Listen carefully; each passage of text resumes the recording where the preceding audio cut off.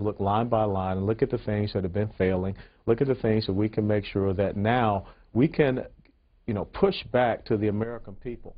We are going to leave this now and take you back to the House floor for a series of votes. Then why hold the... Report the title of the bill. H.R. 2608, an act to provide for an additional temporary extension of programs under the Small Business Act and the Small Business Investment Act of 1958 and for other purposes. The yeas and nays are ordered. Members will record their votes by electronic device. This will be a 15-minute vote.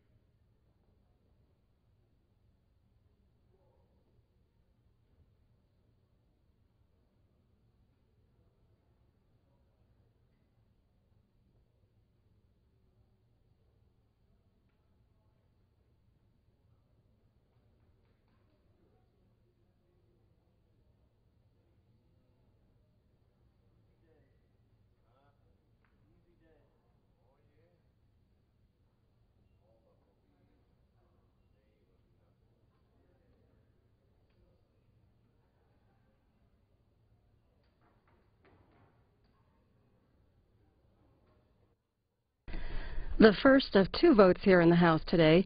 This vote on the funding measure that will temporarily fund the government through November 18th. The National Journal writing that House Majority Leader Eric Cantor predicts passage of this legislation with help from Democrats. Even though some conservatives will likely defect, the vote should be relatively drama-free. That in the National Journal.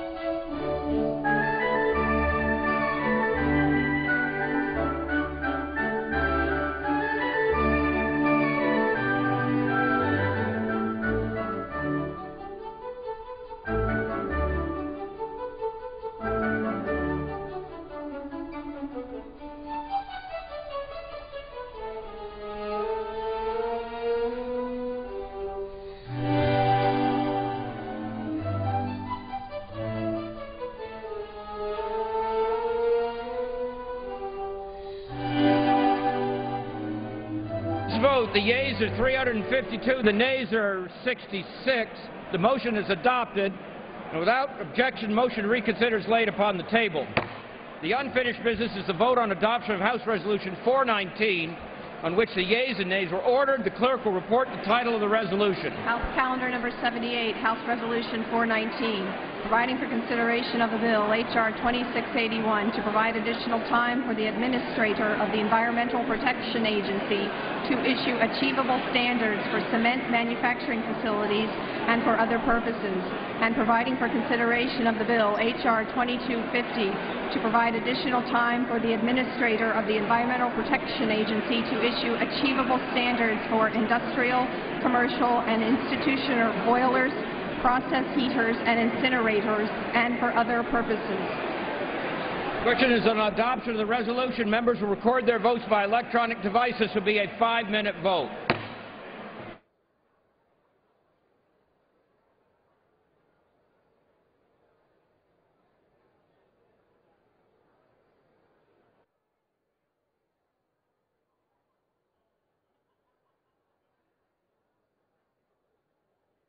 So in the last vote, the House passed that temporary measure to fund the federal government through November 18th. The vote was 352 to 66. Right now, the House voting on the rule that will guide debate on 2 bills delaying EPA regulations on air emissions from cement plants and industrial boilers. General debate and debate on amendments will happen tomorrow and Wednesday on those measures. Earlier today, we covered Federal Reserve Chairman Ben Bernanke testifying before the Joint Economic Committee. Fed Chief Bernanke said, quote, that the economic recovery is close to faltering. We'll have Chairman Bernanke in our overnight programming on the C-SPAN networks and also right now at cspan.org. Some of our live coverage tomorrow, the Senate Judiciary Committee will hold a hearing on the role of judges under the Constitution. That's happening at 2:30 Eastern Time on C-SPAN 3, C-SPAN Radio, and cspan.org. This is the last vote of the day in the House.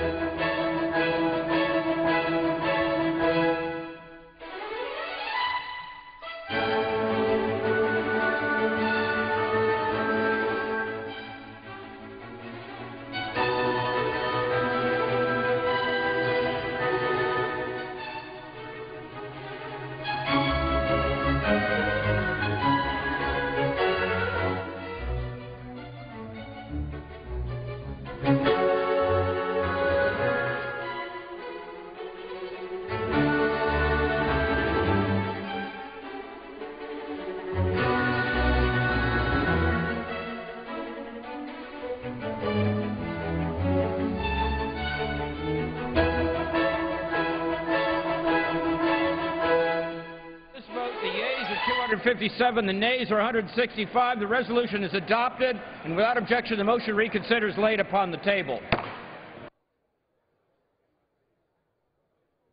The chair lays before the House a communication. The Honorable the Speaker, House of Representatives, sir. Pursuant to the permission granted in Clause 2H of Rule 2 of the Rules of the U.S. House of Representatives, the clerk received the following message from the Secretary of the Senate on October 4, 2011 at 11:50 a.m. that the Senate passed without amendment House Concurrent Resolution 83. With best wishes I am, signed sincerely, Karen L. Haas. The chair lays before the House a communication. The Honorable the Speaker, House of Representatives, sir. To provide a committee assignment opening for newly elected Congressman Bob Turner, I hereby resign my assignment on the Homeland Security Committee. Signed sincerely, Mo Brooks, Member of Congress. Without objection, the resignation is accepted. For what purpose does the gentleman from Texas seek recognition? Mr. Speaker, by the direction of the House Republican Conference, I send to the desk a privileged resolution and ask for its immediate consideration in the House. The clerk will report the resolution. House Resolution 420, resolved that the following named members be and are hereby elected to the following standing committees of the House of Representatives. Committee on Foreign Affairs, Mr. Turner of New York. Committee on Homeland Security, Mr. Turner of New York. Committee on the Judiciary, Mr. Amodei.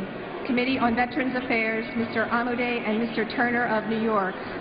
Without objection, the resolution is agreed to and the motion to reconsider is laid upon the table.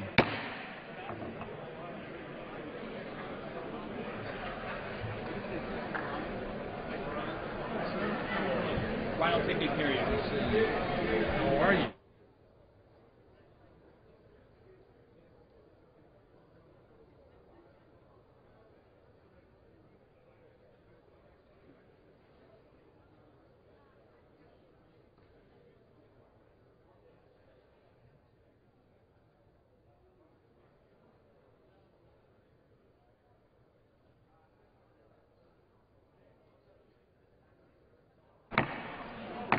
The House will be in order.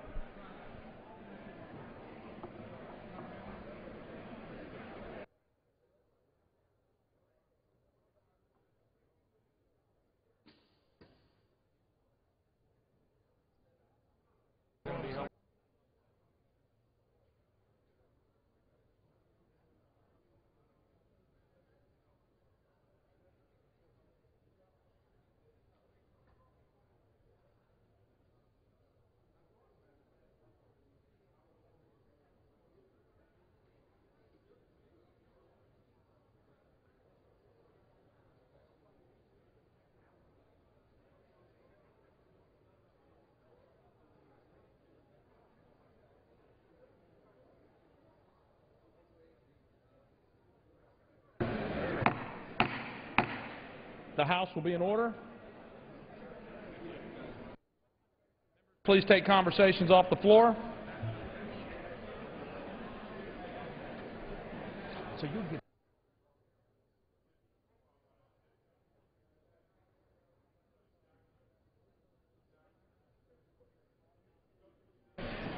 The chair will entertain 1-minute request. For what purpose does the gentlelady from Nevada rise?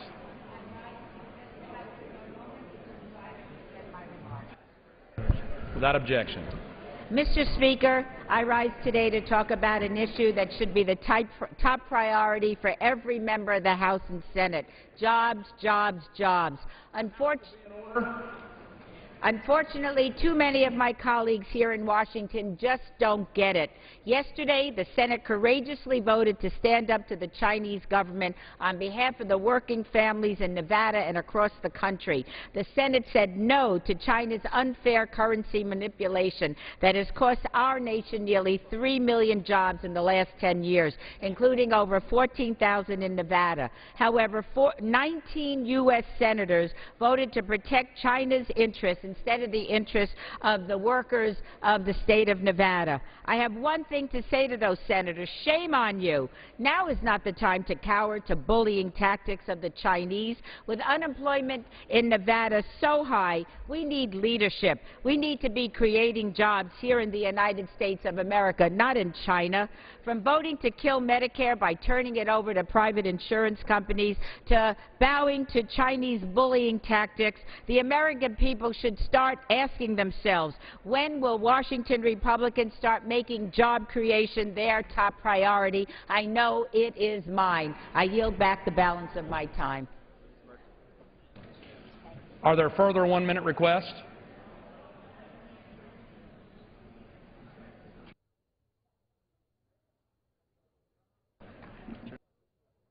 The chair lays before the House the following personal request. Leave of absence requested for Mr. Crenshaw of Florida for Monday, October 3rd. Without an objection, the request is granted. Under the Speaker's announced policy of January 5th, 2011, the gentlewoman from Hawaii, Mrs. Hanabusa, is recognized for 60 minutes as a designee of the Minority Leader. Thank you. Thank you very much, Mr. Speaker. You know, there are about now 11 of us who are considered freshmen on the Democratic side, and we are here today to share with everyone what we have learned. We hope that because we are freshmen, that we bring a different perspective on matters, that everyone might be able to see it from our eyes. And for that reason, we'd like to share what we've learned when in this last district work week and talking to our constituents about jobs, small business problems, and issues that face all of us. With that, Mr. Speaker, I'd like to begin first by asking the gentlewoman from District 36 of California to share with us what she has heard. And I'd like to say that the gentlewoman from the District 36 of California is the most recent addition to what was originally the Noble 9, but we are now the exquisite 11. With that. Thank you very much, Mr. Speaker. I rise today to bring a perspective of a brand new member of Congress. And last week, while I was in my district, I met with over 50 businesses who wanted to talk to me about what they felt Congress was either doing or not doing. And I met with them not to talk to them, but I met with them to listen to them. And I met with very small businesses, some that had 2 employees, to some other businesses who were considered small but had many more employees. And what they told me was this: these are tough times. They're having a tough time with our economy, but they still want to grow, and they still want to hire people. And we know that our small businesses in this country are the backbone of this economy, and we know that they are the ones that will be hiring people. They are the ones that will be getting this economy back up and running. They're going to be part of this great recovery, but they need help from the federal government. I asked them, what is it that you need? What is it that will keep you in business? What is it that will help you to grow and to hire people? And they told me there was a common theme, and they told me that it was their access to capital, which was part of the problem that they had. And they believed that our small business loans took a small mountain of paperwork to apply for. They felt like the requirements for these loans were so burdensome that they were not able to access capital. And they said if they could access this capital, they would grow. They would hire. And even in tough times, this is the American dream. This is the American spirit. They wondered, frankly, why Congress had worked so hard to bail out the billionaires on Wall Street. And they wondered, what was Congress doing to bail out the man and woman on Main Street that work so hard every day? So I told them I wanted to stay in touch with them. I told them that I would urge my colleagues to do something else that they wanted, and that was to pass the President's Jobs Act. They loved parts of this Jobs Act. They loved the fact that there was a tax credit there if they hired somebody who'd been unemployed for 6 months or longer. They loved the idea that in this jobs bill there was a tax credit for hiring our returning veterans. They liked the fact that we even went further and said there will be a larger, I think it's a $9,000 tax credit if you hire a veteran who's been wounded. Because we know when our veterans come home that they have a very difficult time re-entering society. They have a difficult time, frankly, re-entering their families.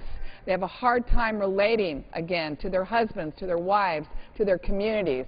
And this jobs bill actually speaks to the plight of the veteran. The woman veteran, by the way, has one of the highest unemployment rates in this country. Colleagues, I think we should continue to fight for small businesses in this country. Let's give them what they need.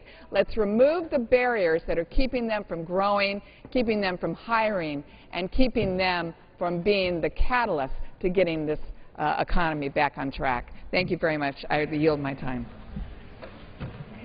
Very much. Thank you. Mr. Speaker, my colleagues will be coming in as they return from their respective offices, but I'd like to share part of what I found when I was in district this past week. You know, I think the problem that we all have is that we're all creatures of the media, so we tend to think in 30-second sound bites, and I'm sure we all got trained by the best of them as to when you run for office, keep it short. Keep it short, and you tell everybody what they want to hear so they can pick it up on the 6 o'clock news. But you know, Mr. Speaker, when we do that, what we fail to do is we fail to recognize that people are not covered by one broad brush.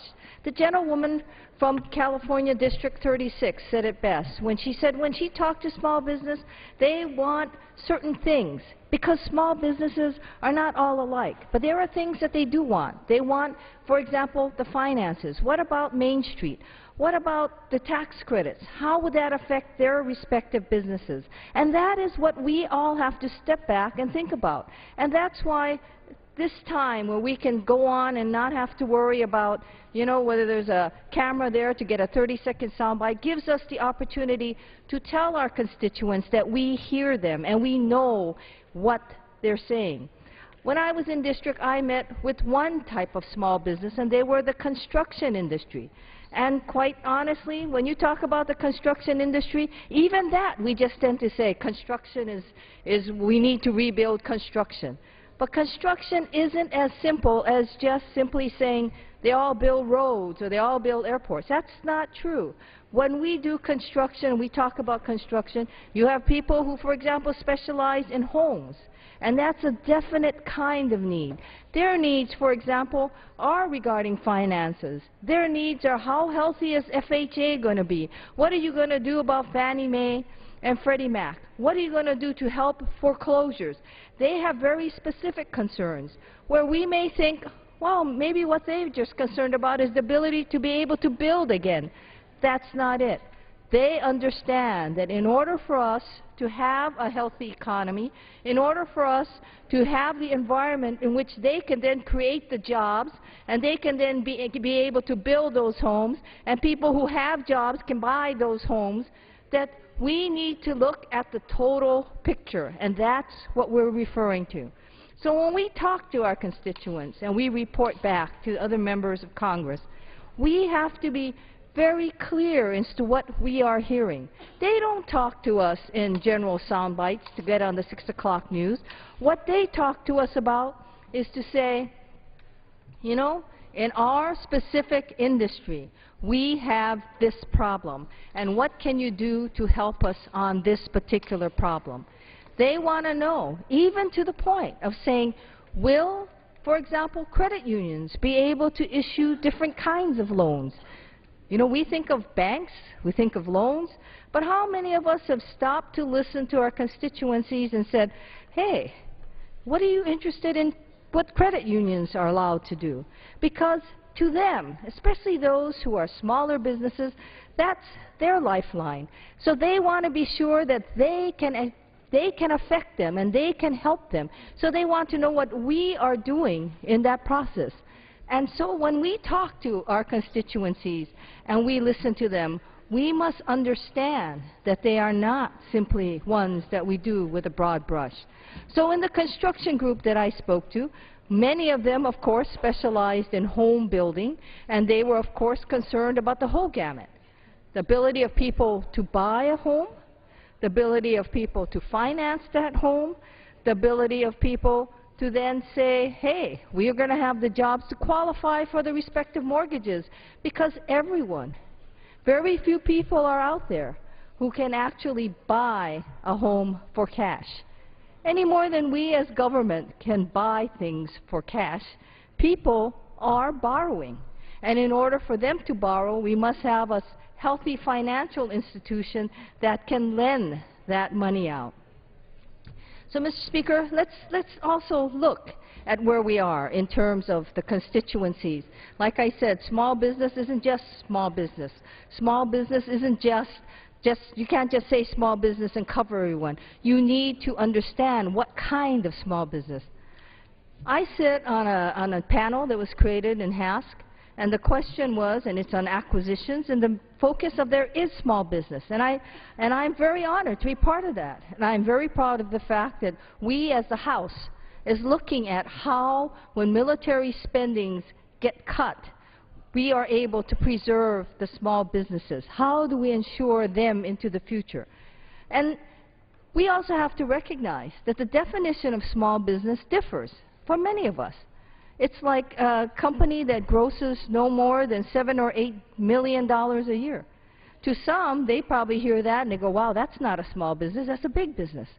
But every segment of what creates businesses in our economy, we have got to look at very seriously and understand what their respective needs are. Because if we fail to do that, if we fail to look at that, we are not going to be able to address this crisis. So as tempting as it is for all of us to ignore what it is that we are looking to or speaking to, and when we vote on these bills that are before us, we have to understand that simply because one segment of a business community says it's good, it doesn't mean that it's good for everyone. And that is what makes the challenge of what we respectively do. So back to construction. We said there are those who build homes, for example. There are also those who build commercial buildings, and they have a different challenge because their financing is also tied to how healthy the economy is, and it's also tied to the financial institutions and whether the financial institutions are out there lending the money. And that's all going to be tied to the whole issue of whether or not the economy is healthy. And many of those who build, quote, commercial buildings, for example, they too are small businesses. In addition to that, you have those major construction companies that do major infrastructure. And if you're going to talk about being able to get people back to work in large numbers, of course, we need to talk about that level of construction. But what does that level of construction normally need? To do large infrastructural projects, it needs government. It is government who's able to build or contribute to a state's ability to build roads, to build airport modernization, to improve harbors, or to basically look at highways and what we're going to do. You need government's role in that. And that is what the President has said. And that is what the President has emphasized, that he, in fact, is looking to infrastructure to be built and to say that will put people back to work. Because in the long run, we as a country benefit the most from that. And you may say, well, what does that have to do with small business? It has a lot to do with small business, because no one company can do it all. When you look at how construction, for example, is done, you have a general contractor who usually serves in an administrative capacity, but all the respective work that may go into building whatever it may be, a freeway, a huge hotel, or homes, the other components of it are subcontractors who are small business. And each one of them hire a specific number of people, whether it be 2 or 3 or 20 or 30. If you have a huge pour of some sort, they are there. And we need to recognize that. And we need to understand that it is through them, through the hiring of the respective subcontractors that are small business, that we are then able to move this economy along. So it's like a situation of we start on the top, and to a large extent government has that role, and it filters down to get to the bottom line, which is to get people back to work. So when we start to talk about Jobs Act, or how we're going to move our economy along, and what are we going to do, we need to think about that. We need to think about how do we move forward. And it is on that note that I see my colleague from Detroit, who I'd like to call upon, because he has a bill that I want him to speak about, because he knows what it's going to take to get his people in Detroit back to work. And you know, let's not forget, we are a great country built on manufacturing. That is what made us big. And you know, it is also the city of Detroit that I believe really epitomizes what manufacturing is about. So on that note, I'd like to ask my colleague, the congressman from Detroit, to talk to us and share what he's learned from his district. Well, thank you. And I just want to thank the gentlewoman from Hawaii, Ms. Hanabusa, for her commitment to growing our economy, not only here in this country, but we can help the world by we in the United States manufacturing the best products and creating the best technologies. I've introduced a bill called the Detroit Jobs Trust Fund. It will create jobs in Detroit. And Detroiters really need it because we've got the highest unemployment rate. We've lost more jobs than any metropolitan region in this country during the last 10 years. But as Ms. Hanabusa pointed out, investing in Detroit not only creates jobs for Detroiters, it'll put Americans throughout this country back to work. And that's because, in spite of Detroit's troubling economic situation, high unemployment rate, we still have the manufacturing know-how and we have the well-trained workforce to put Americans back to work, especially in the area of advanced manufacturing.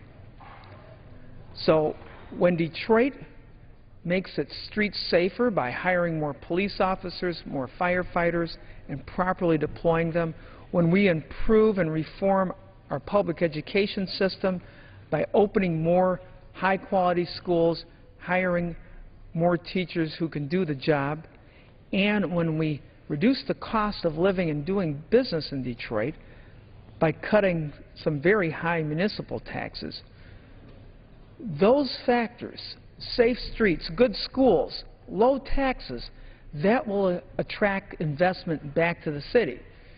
Now, if you take a look at the city of Detroit, you'll see that we have a lot of vacant property. Well, that's land ready for a big plant to be located there. And by capturing the existing federal tax revenue that Detroit individuals and Detroit businesses already pay, and have that money placed in a trust fund administered by the Department of Treasury to be invested in Detroit, to hire those police officers, hire and train those teachers, and to cut taxes, we can bring employers back to Detroit, to hire Detroiters, but also we can resurrect our manufacturing powerhouse in Detroit and create those jobs throughout the country. the same way Detroit did back in World War II. Detroiters built the arsenal of democracy that helped win World War II and save this country and this world from fascism. It was Metro Detroiters' manufacturing know-how that built some of the best cars in the world, and that created millions of jobs worldwide, and especially in this country. So in the same way, by investing in Detroit, in the Detroit workforce, in the Detroit winning spirit, exemplified by the Detroit Tigers and the Detroit Lions, we can put our people back to work. We can make this country even stronger in advanced manufacturing and help uplift the quality of life for everyone around the world. I appreciate you giving me this time, the gentlewoman from Hawaii, Ms. Hanabusa, for talking about an important issue, putting Detroiters back to work. If I could just say it as a final note, I mentioned this last night, getting a job is important because many years ago in this last big recession we had in the 1980s, I was without a job and I lost hope, and that can be devastating. Not only devastating economically and financially to people, but it can be devastating to the spirit of a human being. So a job gives somebody a paycheck, but it gives a person self-worth and the dignity and the uplifting spirit that they need to keep marching on. And that's what this country is all about. You know, we had to deal with obstacles, but as Americans, we can turn those obstacles into opportunities. That's why immigrants are so successful when they come here to this country, because they see this country for all its richness, for all its opportunity, and they seize it. I'm just asking for that same opportunity to be available for Detroiters to put our country back to work. Thank you again.